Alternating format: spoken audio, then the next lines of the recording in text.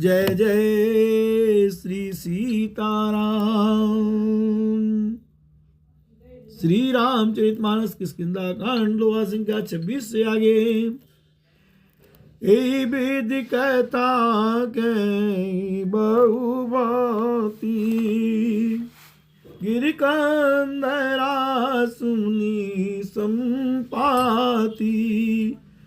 आहिर होई देखी बहु कीसा, मोहियाहार दीन जगदीसा। इस प्रकार जामवान बहुत प्रकार से कथाएं कह रहे। इनकी बातें पर्वत की कंदरा में संपाति ने सुनी। बाहर निकलकर उसने बहुत से वानर देखे। तब वह बोला, जगदीश्वर ने मुझको घर बैठे बहुत सा आहार भेज दिया। आज सबई के भक्षण करूं, दिन बहु चले आहार बिनु मरूं। कबहु न मिली भरी उदर आहारा, आज दीन विधे कई बारा। आज सबको खा जाऊंगा। बहुत दिन बीत गए, भोजन के बिना मर रहा था।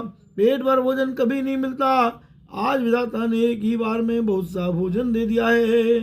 डर पे गीध बचन सुन काना, अब भामरन सत्य हम जाना। कप सब उठे गीध कह देखी, जामवंत मन सोच विसेखी। गीत के वचन कानों से सुनते ही सब डर गए कि अब सचमुच ही मरना हो गया। यह हमने जान लिया। फिर उस गीत को देखकर, संपाति को देखकर सब वानर उठ खड़े हुए। जामवान के मन में विशेष सोच हुआ। कहे अंगद विचारि मन माई, धन्य जटायु सम को नाही। राम काज कारण तनु त्यागी, हरिपुर गय परम बड़ भागी। अंगद ने मन में विचार कर कहा, आहा, जटायु के समान कोई धन नहीं है। श्री राम जी के कार्य के लिए शरीर छोड़कर वह परम बड़भागी भगवान के परम धाम को चला गया। सुन खग हरस शोक जुत मानी, आवा निकट कपिन भय मानी। तिनय भय कर पूछे सुजाई, तिनय भय कर पूछे सिजाई। कथा सकल तिन ताई सुनाई। हर्ष और शोक से युक्त वाणी सुनकर वह पक्षी वानरों के पास आया। वानर डर गए। उनको अभय करके अभय वचन देकर उसने पास जाकर जटायु का वृतांत पूछा। तब उन्होंने सारी कथा उसे कह सुनाई। सुन संपाति बंधु कह करनी, रघुपति महिमा बहु विधि भरनी। भाई जटायु की करनी सुनकर संपाति ने बहुत प्रकार से श्री रघुनाथ जी की महिमा वर्णन की। मोह ले जाऊं सिंधु तट, देऊं तिलांजलि ताई। बचन साई करब में, पैऊं खोजऊं जाई। उसने कहा, वो समुद्र किनारे के किनारे ले चलो, मैं जटायु को तिलांजलि दे दूं। इस सेवा के बदले मैं तुम्हारी वचन से सहायता करूंगा। अर्थात सीता जी कहाँ है सो बतला दूंगा। जिसे तुम खोज रहे हो उसे पा जाओगे। अनुज क्रिया कर सागर तीरा, कई निज कथा सुनो कपि बीरा। हम दो बंधु प्रथम तरुणाई, गगन गए रवि निकट उड़ाई। तेज न सही सक सो फिर आवा, मैं अभिमानी रवि निरावा। जरे पंखवती तेज अपारा, पर भूमि कर घोर चिकारा। मुनियक नाम चंद्रमा ओही, लागी दया देख कर मोही। बहु प्रकार ते ज्ञान सुनावा, देहो जनति अभिमान छड़ावा। त्रेता ब्रह्म मनुज तनु धरही, तासु नारि निश्चर पति हरही। तासु खोज पठी प्रभु दूता, तिन्हि मिले ते ओब पुनीता। जम यही पंख करस जन चिंता, तिन्हें दिखाई देह सुते सीता। मुनि कई गिरा सत्य भई आजू, सुनि मम बचन करहु प्रभु काजू। गिर त्रिकूटी ऊपर बस लंका, तेरे रावण सहजु असंका। तय अशोक उपवन जय रही, सीता बैठ सोच रत वेई।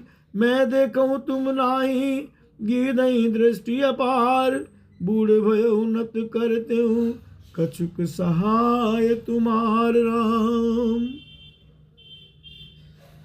समुद्र के तीर पर छोटे भाई जटायु की क्रिया श्राद्ध आदि करके संपाति अपनी कथा कहने लगा। हे वीर वानरों सुनो, हम दोनों भाई उठती जवानी में एक बार आकाश में उड़कर सूर्य के निकट चले गए। वह जटायु तेज नहीं सह सका, इससे लौट आया, किंतु मैं अभिमानी था इसलिए सूर्य के पास चला गया। अत्यंत अपार तेज से मेरे पंख जल गए, मैं बड़े जोर से चीख मारकर जमीन पर गिर पड़ा। वहाँ चंद्रमा नाम के एक मुनि थे, मुझे देखकर उन्हें बड़ी दया लगी। उन्होंने बहुत प्रकार से मुझे ज्ञान सुनाया और मेरे देह जनित देह संबंधी अभिमान को छुड़ाया। उन्होंने कहा, त्रेता युग में साक्षात परब्रह्म मनुष्य शरीर धारण करेंगे, उनकी स्त्री को राक्षसों का राजा हर ले जाएगा, उसकी खोज में प्रभु दूत भेजेंगे, उनसे मिलने पर तू पवित्र हो जाएगा और तेरे पंख उगाएंगे। चिंता न कर, उन्हें तू सीता जी को दिखा देना। मुनि की वह वाणी आज सत्य हुई। अब मेरे वचन सुनकर तुम प्रभु का कार्य करो। त्रिकूट पर्वत पर लंका बसी हुई है, वहाँ स्वभाव से ही निडर रावण रहता है। वहाँ अशोक नाम का उपवन है, बगीचा है जहाँ सीता जी रहती हैं। इस समय भी वे सोच में मग्न बैठी हैं। मैं उन्हें देख रहा हूँ, तुम नहीं देख सकते, क्यों कि गिद्ध की दृष्टि अपार होती है, बहुत दूर तक जाती है। क्या करूँ, मैं बूढ़ा हो गया, नहीं तो तुम्हारी कुछ तो सहायता अवश्य करता। जो ना गई सतेज जन सागर, करई राम काज मति आगरी। मोहि विलो की दर मन धीरा, राम कृपा कस भयो शरीरा। जो 100 योजन 400 को समुद्र लांघ सकेगा और बुद्धि निधान होगा, वही श्री राम जी का कार्य कर सकेगा। निराश होकर घबराओ मत, मुझे देखकर मन में धीरज धरो। देखो श्री राम जी की कृपा से देखते ही देखते मेरा शरीर कैसा हो गया। बिना पाक का बेहाल था, पाक उगने से सुंदर हो गया। पापियों जाकर नाम सुमिरहि, अति अपार भव सागर तरहि। तासु दूत तुम तज कदिराई, राम हृदय धरि करहु पाई।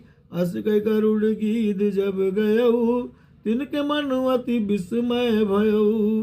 निज निज बल सब काहू बाका, पार जाई कर संशय राखा राम। पापी भी जिनका नाम स्मरण करके अत्यंत अपार भव सागर से तर जाते हैं, तुम उनके दूत हो, अतः कायरता छोड़कर श्री राम जी को हृदय में धारण करके उपाय करो। काकभूषण जी कहते हैं, हे गरुड़ जी, इस प्रकार कहकर जब गीत चला गया, तब उन वानरों के मन में अत्यंत विस्मय हुआ। सब किसी ने अपना अपना बल कहा, पर समुद्र के पार जाने में सभी ने संदेह प्रकट किया। जरठ भयो अब कहीर छेसा, नहीं तनिरा प्रथम बल लेसा। जब ही त्रिविक्रम भय करारी, तब मैं तरुण रहूं बल भारी। ऋक्षराज जामवान कहने लगे, मैं अब बूढ़ा हो गया, शरीर में पहले वाले बल का लेश भी नहीं रहा। जब करारी खर के शत्रु श्री राम वामन बने थे, तब मैं जवान था और मुझ में बड़ा बल था। बल बांधत प्रभु बाढ़ऊ, सो तनु बरन न जाय।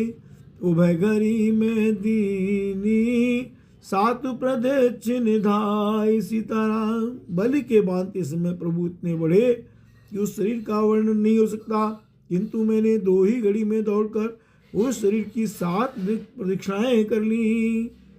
अंगद कही जाऊं मैं पारा, ये संशय कछु फिरती बारा। जामवंत के तुम सब लायक, पढ़े किम सब ही कर नायक। अंगद ने कहा, मैं पार तो चला जाऊंगा, परंतु लौटते समय के लिए हृदय में कुछ संदेह है। जहाँ वन ने कहा तुम सब प्रकार से योग्य हो, परंतु तुम सबके नेता हो, तुम्हें कैसे भेजा जाए। कही रीछ पति सुन अनुमाना, का चुप साधि रहे बलवाना। पवन तनय बल पवन समाना, बुद्धि विवेक विज्ञान निधाना। दक्षराज जामवान ने श्री हनुमान जी से कहा, हे हनुमान, हे बलवान सुनो, तुमने ये क्या चुप साध रखी है। तुम पवन के पुत्र हो और बल में पवन के समान हो, तुम बुद्धि विवेक और विज्ञान की खान हो। कवन सुकाज कठिन जग माही, जो नयो तात तुम पाई। राम काज लग तब अवतारा, राम काज लग तब अवतारा। सुनते भयो पर्वताकारा।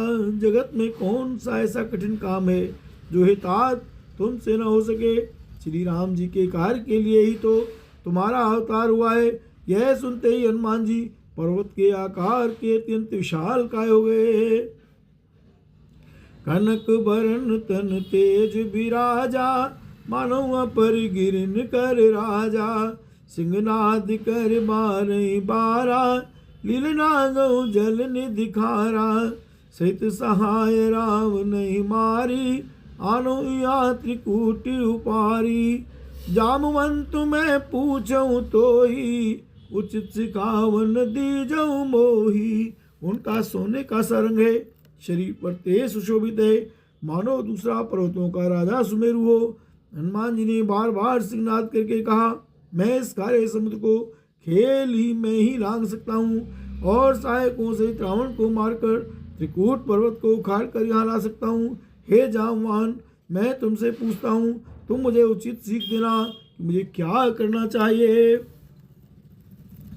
कितना करव तात तुम जाई, सीते देख के सुधि आई। तब निज भुज बल राजीव नैना, कौतुक लाग संग कपिसेना। जामवान ने कहा, तात तुम जाकर इतना ही करो कि सीता जी को देख कर लौटाओ और उनकी खबर कह दो। फिर कमल नयन श्री राम जी अपने बाहुबल से ही राक्षसों का संहार कर सीता जी को ले आएंगे। केवल खेल के लिए ही वे वानरों की सेना साथ लेंगे। कपिसेन संग संहार निश्चर, राम सीतई आनी है। त्रैलोक पावन सुजस सुर मुन नारद आदि बखानिए। जो सुनत गावत कहत समुझत, परम पद नर पावई। रघुबीर पद पातोज मधुकर, दास तुलसी गावई। वानरों की सेना साथ लेकर राक्षसों का संहार करके श्री राम जी सीता जी को ले आएंगे। तब देवता और नारद आदि मुनि भगवान के तीनों लोकों को पवित्र करने वाले सुंदर यश का बखान करेंगे, जिसे सुनने, गाने, कहने और समझने से मनुष्य परम पद पाते हैं, और जिसे श्री रघुवीर के चरण कमल का मधुकर भ्रमर तुलसीदास गाता है। बहुबे सज रघुनाथ जस, सुनई जे नर हर नारी। तिन कर सकल मनोरथ, सिद्ध करई त्रिशिरारी। श्री रघुवीर जी का यश भाव जन्म मरण रूपी रोग की अचूक दवा है। जो पुरुष और स्त्री इसे सुनेंगे, तीसरा के श्री राम जी उनके सब मनोरथों को सिद्ध करेंगे। बोल भक्तवत्सल भगवान श्री रामचंद्र जी की जय। नीलोत्पल तन श्याम, काम कोटि शोभा अधिक। सुनियतास गुण ग्राम, जासु नाम अग खग बधिक। जिनका नीले कमल के समान श्याम शरीर है, जिनकी शोभा करोड़ों कामदेवों से भी अधिक है, और जिनका नाम पाप रूपी पक्षियों को मारने के लिए व्याध के समान है, उन श्री राम के गुणों के समूह को बस सुनना चाहिए। मासा परायण 23वां विश्राम। इत श्रीमद् रामचरितमानस से सकल कल कलुष विध्वंसने चतुर्दशोपान समाप्त। कलयुग के समस्त पापों के नाश करने वाले श्री रामचरितमानस का ये चौथा सोपान समाप्त हुआ। किष्किंधा कांड समाप्त। बोल भगवत भगवान की जय।